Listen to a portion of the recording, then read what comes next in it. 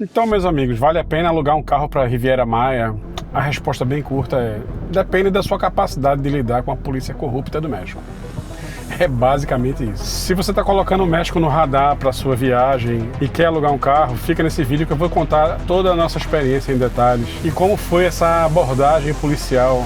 E por mais preparado que a gente estivesse, não foi suficiente. E como você pode se defender ou tentar amenizar essa situação? Bom, para contextualizar um pouco rapidamente, nós fugimos um pouco do roteiro básico, que é ficar num resort, e a ideia da gente era basicamente passar alguns dias em Playa del Carmen e de lá a gente seguir para Bacalar. Durante todo esse período que a gente teve em Playa del Carmen, visitando cenotes e praias, a gente viu muitas blitz, bloqueios, mas nada do que eu havia lido de comentários e algumas pessoas que reportaram, tanto em vídeos no YouTube como Reddit e outras redes. E durante toda a viagem a gente teve muita sorte de não passar por nenhum tipo de situação dessa. A gente ficou no Airbnb e alguns dias a gente curtiu sem ter que sair de carro, mas em outros a gente foi para cenotes, a gente fez alguns passeios próximos. Nosso grande problema aconteceu basicamente no último dia de viagem, que era voltando de Bacalar, uma cidade que fica a aproximadamente 350 a 400 quilômetros do aeroporto internacional de Cancún, que era o nosso destino, para pegar o voo de volta. Nosso voo acontecia num domingo à tarde, então a gente saiu de Bacalar muito cedo para tentar ter uma folga e uma margem de segurança. Então fica no vídeo que eu vou te contar exatamente o que aconteceu com a gente. Então, sem muita enrolação, eu vou direto ao ponto. Nós estávamos saindo de Bacalar com mais ou menos 100 quilômetros já na via principal, que a gente chama de carretera 375. Havia um desvio no Google, sinalizado no Google, para uma cidade chamada Limones. Por mais incrível que pareça, o próprio Google e o Waze estavam sinalizando.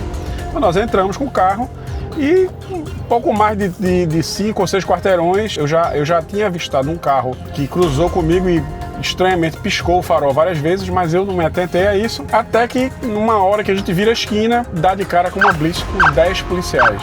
Então eu liguei o modo alerta, porque até então na viagem a gente nunca tinha passado por nenhum tipo de situação dessa, e encostei o carro. Uma vez que eu parei o carro e perguntei a razão pela qual ele estava parando, ele basicamente disse: olha, o senhor cometeu uma infração e essa infração é de excesso de velocidade.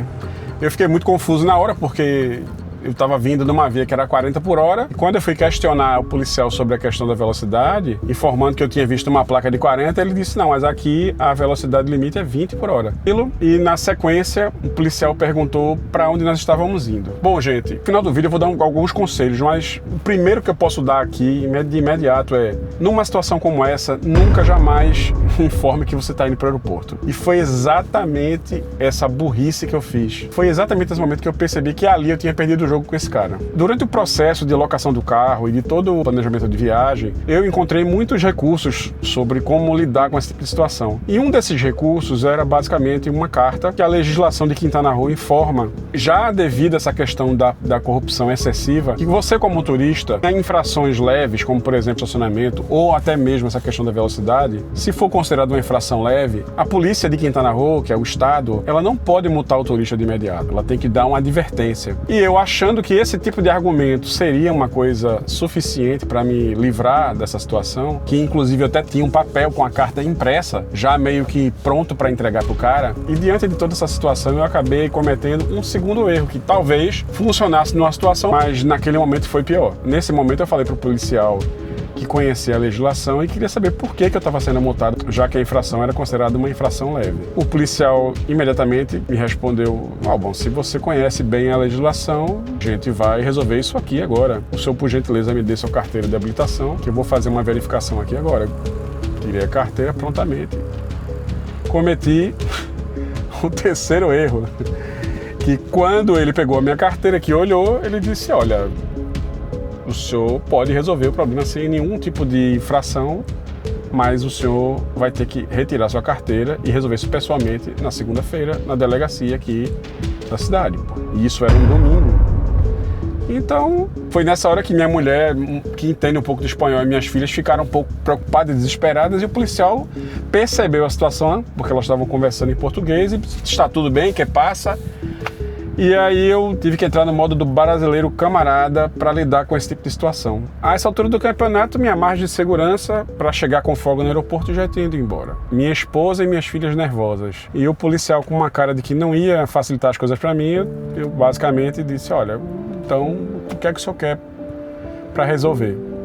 palavra mágica que eles estavam esperando. Coisa que, infelizmente, a gente compartilha com o Brasil, mas que era a minha única forma de conseguir resolver. Nesse momento, o policial disse: se eu quiser resolver, sem muita cerimônia, o policial tira um talão de multa que visivelmente era alguma coisa falsa, escreve um valor e me entrega. 1.300 pesos. A cotação deve aparecer aqui, eu não sei exatamente, não lembro. Sabia que eu só tinha na minha carteira 500 pesos. Alguns dólares guardados, mas não na minha carteira, por segurança. E a única forma de eu mostrar era abrir a minha carteira na frente dele. Nesse momento, quando eu fiz isso, ele não pensou nem duas vezes. Ele meteu a mão nos 500 dólares e disse: isso aqui resolve. Para finalizar, eu só perguntei para ele, basicamente, se estava tudo resolvido. Ele fez: não, o senhor pode seguir viagem. E por uma dupla checagem de segurança, eu perguntei a ele sobre a questão da multa, porque eu estava com o carro alugado, e ele fez assim: não se preocupe não. Rasgou o papel da multa na minha frente e mandou seguir viagem.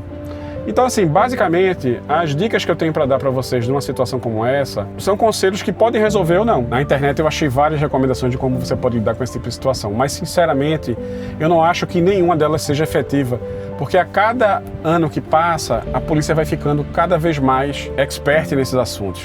Por exemplo, eu levei a carta achando que estava me resguardando. Ele simplesmente tomou minha carteira. O que eu posso dizer é que, numa situação como essa, você tem que evitar ao máximo dizer que está indo para o aeroporto. Você tem que evitar viajar nos finais de semana, algo que eu percebi, porque durante a semana não houve nenhum tipo de blitz que eu passasse. E esses voos na Riviera Maya, normalmente eles são todos de finais de semana. Então, eles já conhecem todo o processo de bloqueio. Não confiar 100% no Google Maps ou o Waze nessas regiões, porque é possível você simular um desvio. São vários policiais tentando fazer notificações e aquilo acaba sinalizando para você virar. Em quarto lugar, eu diria que, se não tiver outra forma de você chegar nesse lugar, evitar alugar um carro para essas regiões mais remotas. Talvez, se eu voltar ao México um dia, eu acho pouco provável, porque minha esposa ficou bem chateada com isso, eu não use mais carros alugados, porque eles basicamente são um farol. Bom, e o que foi que eu aprendi com essa experiência que eu posso ajudar vocês? A lei não existe no México. Então, por mais que você se resguarde de algum tipo de documento, ou que você mostre que tem algum conhecimento, isso não é garantia de que vai funcionar. Eu mesmo senti na pele: evite deixar muito dinheiro na carteira, principalmente se for dólar americano. No meu caso, eu dei muita sorte, porque eu tinha deixado apenas uma nota de 500 pesos na carteira, já para uma situação como essa. Evite trajetos longos durante os finais de semana. Nós fizemos a viagem para Bacalá durante a semana e não vimos nenhum tipo de blitz. Como os voos frequentes para esses aeroportos internacionais, tanto de Tulum como de Cancún, são todos de finais de semana, é exatamente o período que os policiais mais abordam. Dirigir à noite, nem pensar. Se durante o dia já tem essa complexidade, à noite vai ficar muito mais complicado.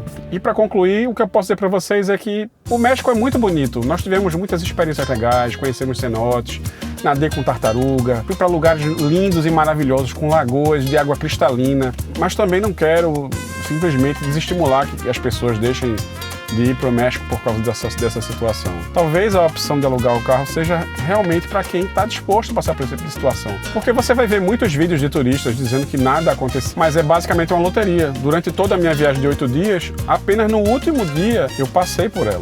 Esse é o recado que eu tenho para deixar para vocês. E se você ainda não é inscrito no canal, fica ligado que vai vir muito mais material aí sobre viagens no México, Portugal, Grécia.